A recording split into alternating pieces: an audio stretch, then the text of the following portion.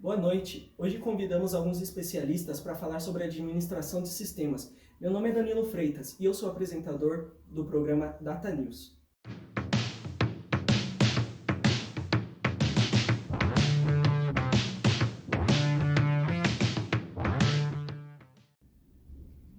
Entende-se por sistemas o conjunto de elementos interagentes e interdependentes, cada qual com sua função específica, que trabalha em sintonia para atingir um objetivo em comum.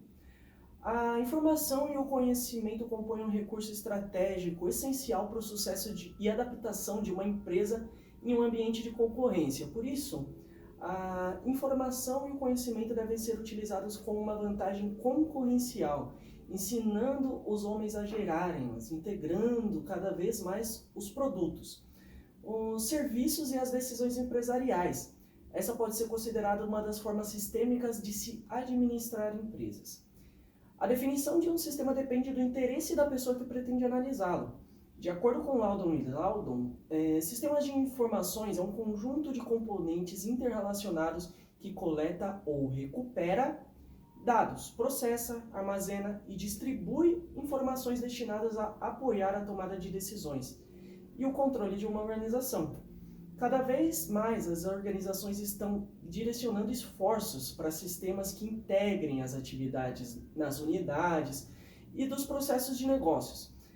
Estes também denominados como processos organizacionais, que são definidos como um conjunto de atividades logicamente relacionadas que definem como tarefas organizacionais específicas que serão executadas.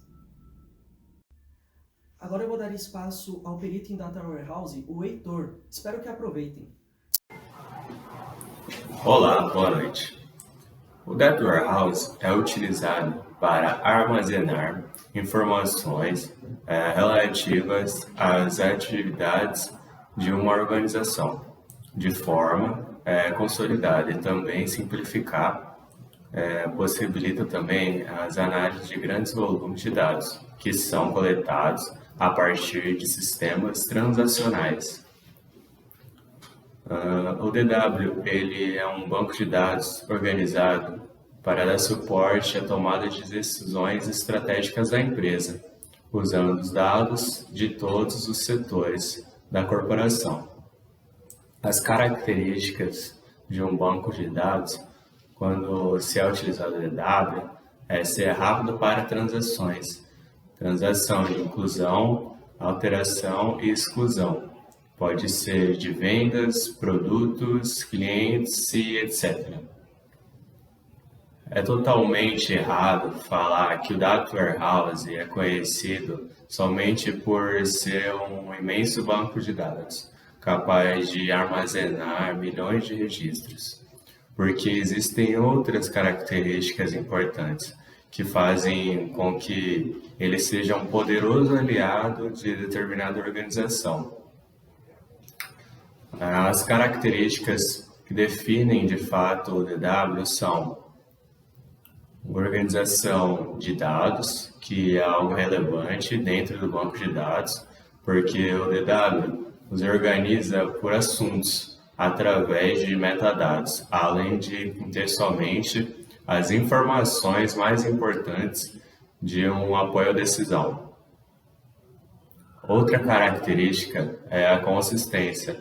A codificação dos dados dentro do DW deve ser consistente, utilizando o mesmo tipo de codificação para todos os dados. Os dados são padronizados com o mesmo tipo de codificação.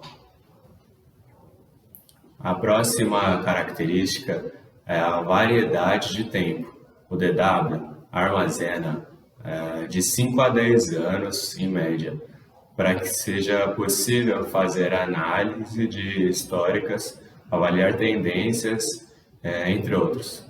Depois desse tempo, os dados operacionais externos são limpos, para remover as inconsistências que são integrados, para criar um novo banco de dados mais ajustados à análise corporativa. Seguindo, a próxima característica é a não volatilidade, que refere-se ao fato dos fatos inseridos no DW serem somente para leitura. Por isso, esse banco é considerado como não volátil, porque seus dados não recebem nenhum tipo de atualização. A arquitetura cliente-servidor permite uma maior facilidade de acesso por parte do usuário. Além disso, há a possibilidade de acesso aos dados via intranet, utilizando o navegador web para visualizar, consultar ou produzir relatórios. Tendo em vista tudo isso que eu falei, uma dúvida pode ficar no ar. Como construir um data warehouse? Através das seguintes afirmativas. Primeiro, fazer um mapeamento dos dados, no qual é necessário identificar, antes de tudo, quais dados serão coletados.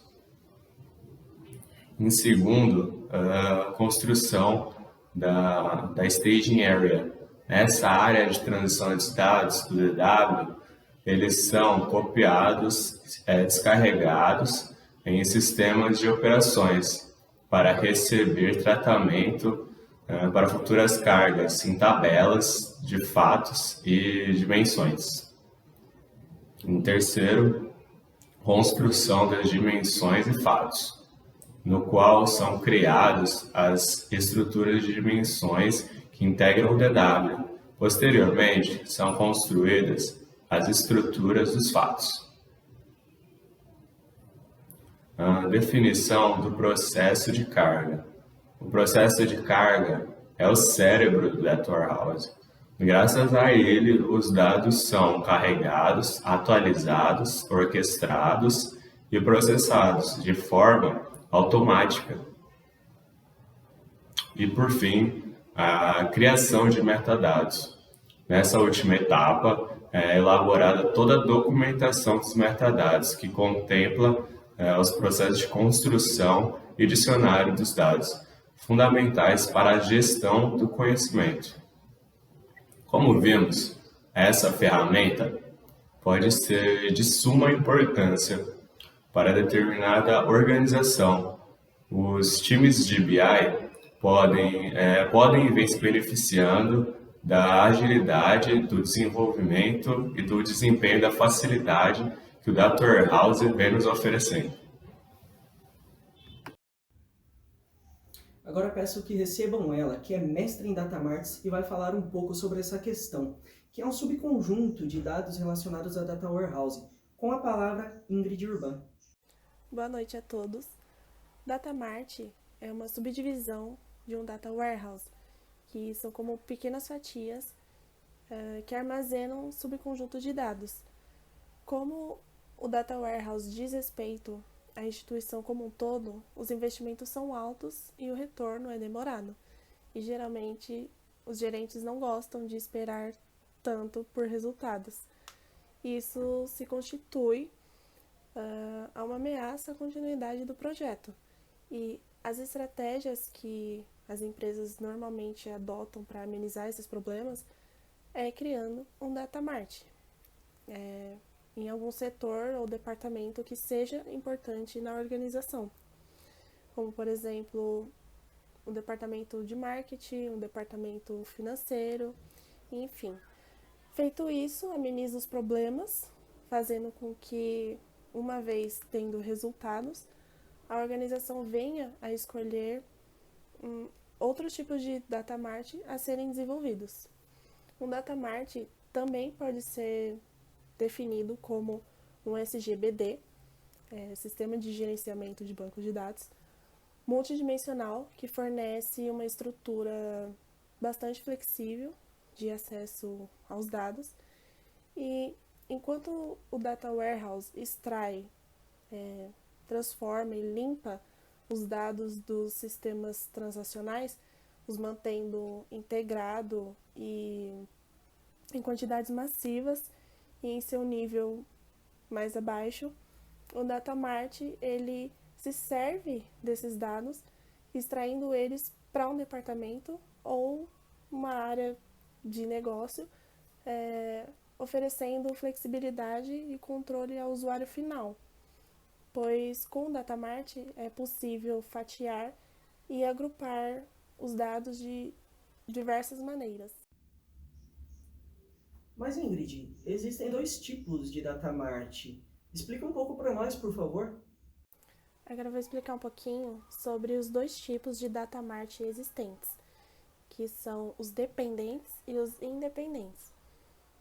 A principal diferença entre os dois é que o datamart dependente, ele obtém os dados de um data warehouse já criado, e o datamart independente obtém dados diretamente de fontes operacionais ou fontes externas. E um datamart dependente, como ele obtém dados de um data warehouse, isso faz com que melhore a centralização de dados. E existem duas abordagens a serem consideradas ao construir um datamart dependente. Primeiro, é possível construí-lo de forma que o usuário possa acessar um datamart e um data warehouse, dependendo do requisito. E segundo, o usuário só pode obter acessibilidade para manipular os dados no datamart. Um datamart independente, ele já não obtém dados da central ou do armazém dos dados principais, sendo assim não possui nenhuma associação com o data warehouse principal ou outros datamart. Portanto, armazenar e executar análise em cada datamart é uma tarefa separada, principalmente esse tipo de datamart, porque ele é adequado para pequenos grupos ou seções dentro de uma organização. Agora vamos para o intervalo comercial, nós retornamos em instantes.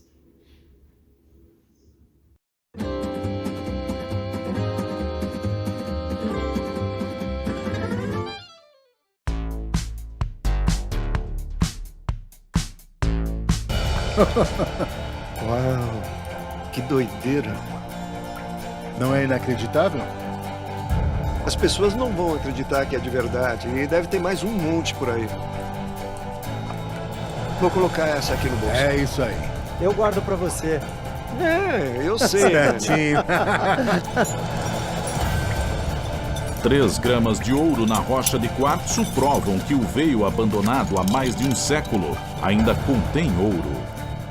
A nossa aventura não podia ter começado melhor. Uma moeda de 140 anos e um pedaço respeitável de ouro. Tá gostando de minerar Tô na Austrália? adorando. Andou bem, fiquei impressionado. E tem mais uma...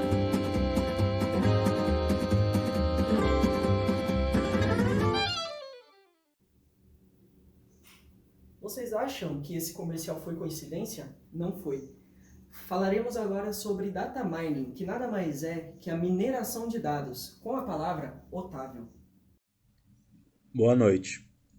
A mineração de dados, também conhecida como data mining, é um processo de exploração aplicado a grandes volumes de informações, buscando a identificação de padrões, tais quais associações ou sequências, que permitam criar subconjuntos de dados que tragam conhecimento a quem pesquisa. Ou seja, este processo tem como principal objetivo transformar dados em informações que possam ser utilizadas pelas empresas, gerando real valor. Por exemplo, identificar entre os clientes da empresa quais adquiriram determinados produtos e, por conta disso, estariam mais propensos a fazer novos negócios. Por meio da aplicação do data mining, o gestor pode não apenas entender melhor como seu negócio funciona, suas forças e fraquezas, como também se adequar ao comportamento do consumidor, suas preferências e como atendê-lo da melhor forma possível. O data mining em si não é uma ferramenta ou tecnologia, mas um processo analítico, utilizando regras de consulta em busca de relacionamentos sistemáticos entre variáveis, contendo 3 etapas distintas. Uma delas, definição do problema. O primeiro passo para qualquer tipo de manipulação de dados é elaborar qual a pergunta a ser respondida, pois ela vai orientar quais conjuntos de informações serão analisadas e quais técnicas deverão ser empregadas para isso. Construção do modelo. Essa é a principal etapa do processo de data mining, pois aqui serão estabelecidas quais técnicas de tratamentos serão utilizadas e quais poderão se tornar automáticas após a validação, criando relatórios consistentes e periódicos. A forma como os dados serão tratados e analisados depende diretamente da pergunta formulada na etapa anterior. A aplicação das técnicas pode seguir por um caminho descritivo, onde se estende o que aconteceu, ou preditivo, no qual se projeta possíveis caminhos. Cada uma tem diferentes abordagens. A validação, os padrões descobertos durante a construção do modelo de consulta e da etapa anterior devem, então, ser inspecionados e avaliados para verificar se a pergunta inicial foi ou não respondida. Nosso próximo convidado, ele é expert em ETL e vai explicar um pouco para nós como funcionam essas ferramentas de software. Boa noite, Gabriel. Boa noite. Eu vim falar sobre ETL, Extract Transform Load. ETL, como a própria tradução já diz, é o processo de extração, transformação e carga para a construção de um data warehouse ou um data mart. O processo de ETL é um processo que exige esforço a maior parte do tempo da construção de um data warehouse. Este processo vai extrair dados de fontes heterogêneas para alimentar o data warehouse de uma forma homogênea e concisa, pois vai servir de base para gerar relatórios e gráficos e dar apoio à decisão na gerência da corporação, não trazendo resultados errôneos. Esse processo deve definir claramente quais informações são relevantes e que farão parte dos dados que vão alimentar o data warehouse, que deverá ter a estrutura desenhada com relação aos dados que serão extraídos dos vários sistemas e as formas de informação que devem ser geradas a partir desse repositório.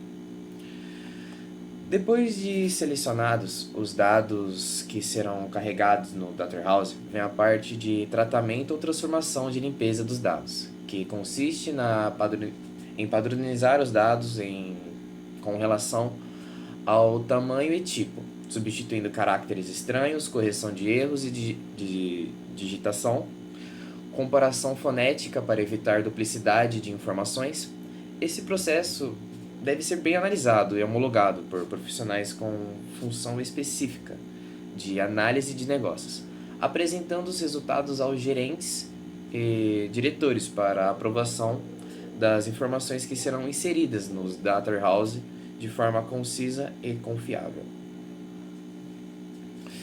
Depois desse processo vem a parte de carga, a parte em que a ferramenta de ETL vai extrair os dados das várias fontes selecionadas para tratá-las através das definições feitas a partir de análises detalhadas dos dados de origem e carregá-los no Data Warehouse para que sejam lidos e apresente os resultados.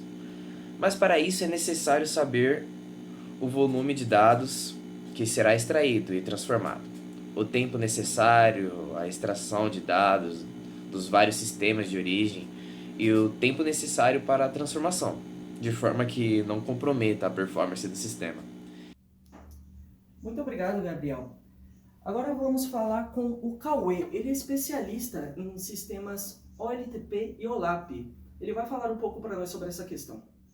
Boa noite, meu nome é Cauê e eu vou explicar um pouco para vocês sobre OLTP e OLAP. Começando pelo OLTP. O OLTP basicamente é um sistema que é muito utilizado em mercado em farmácias, que é um sistema muito bom para armazenamento de dados, como por exemplo controle de estoque e caixa. Por exemplo, quando você compra um produto no mercado, ele é armazenado nesse sistema e para o controle de estoque mesmo, controle de lucro, tudo.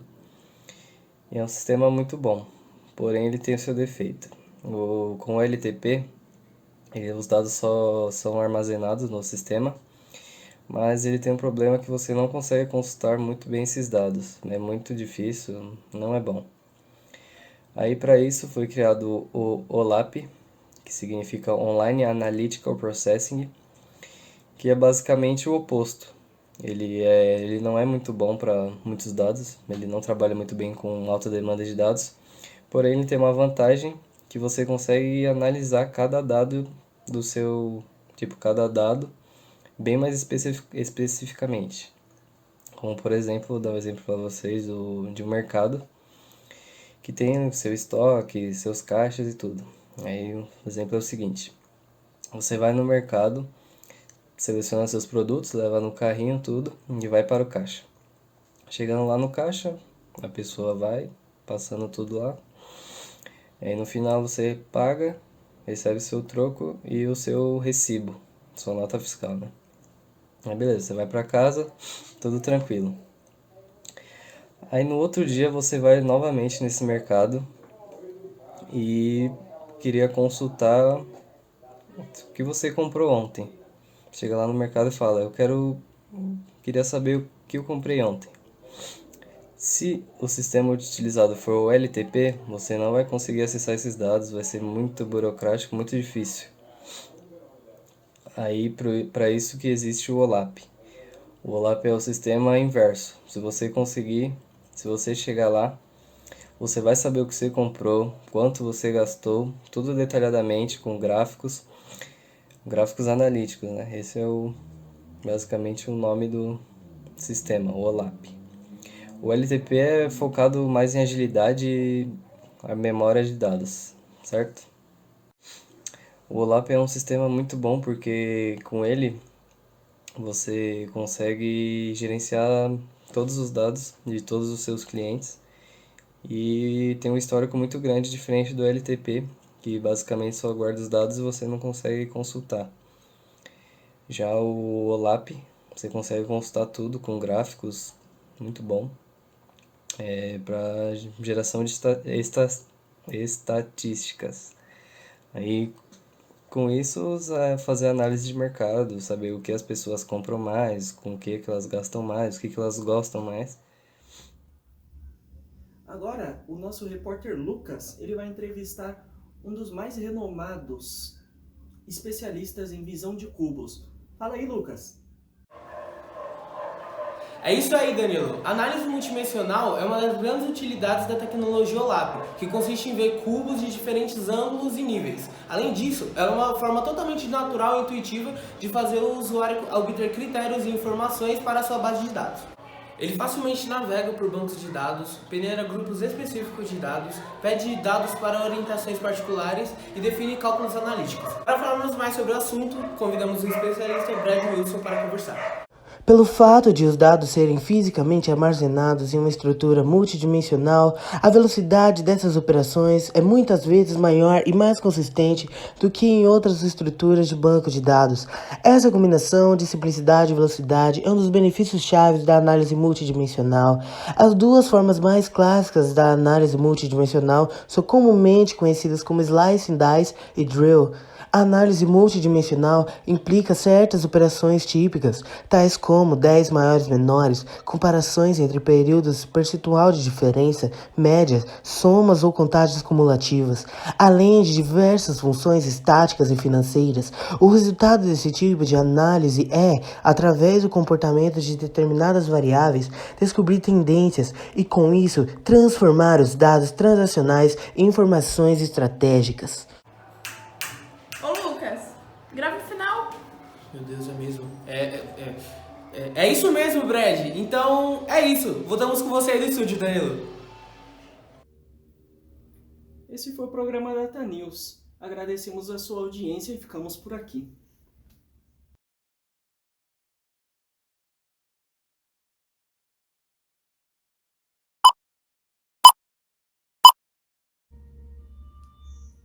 Nosso próximo convidado é o Gabriel Lima.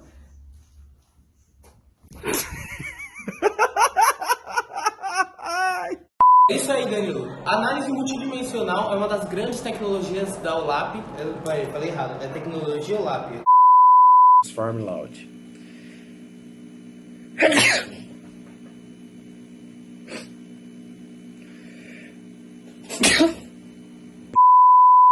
Buscando identificações de padrões, tais quais associações ou Tecnologia OLAP. Esses temas que são muito importantes